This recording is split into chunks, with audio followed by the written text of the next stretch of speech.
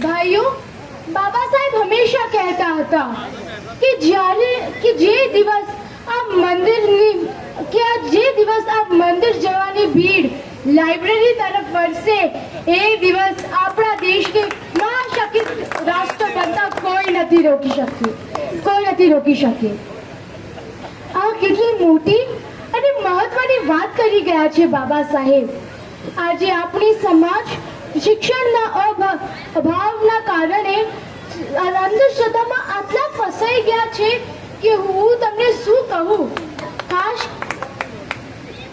Especially આપણા સમાજની બહેનો કે જરા વિચારો, અગર કોઈ બહેન નોકરી કે જોબ માટે ઇન્ટરવ્યૂ આપવા જશે, ત્યાં તેમને કોઈ આવું નથી પૂછશે કે તમે કેટલા ઉપવાસ કર્યા, તમે કેટલા પાઠ કર્યા, તમે કેટલી યાત્રા કરી.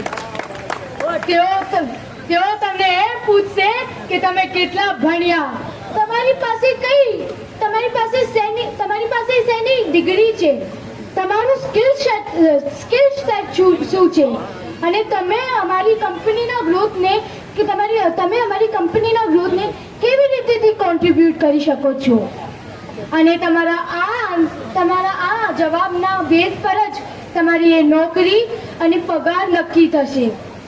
માટે ભણવાની ઉંમરમાં માત્ર ને માત્ર ભણવામાં, શિક્ષણમાં ફોકસ કરીને એક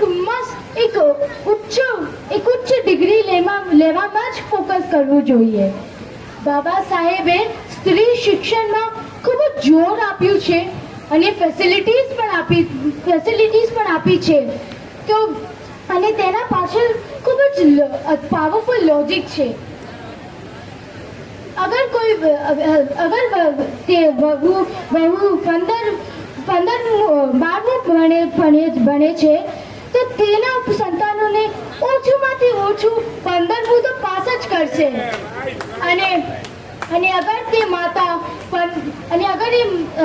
માતા ગ્રેજ્યુએટ હશે તો ઓછુંમાંથી ઓછું તેના સંતાનોને એક માસ્ટર ડિગ્રી તો આપશે જ આપશે.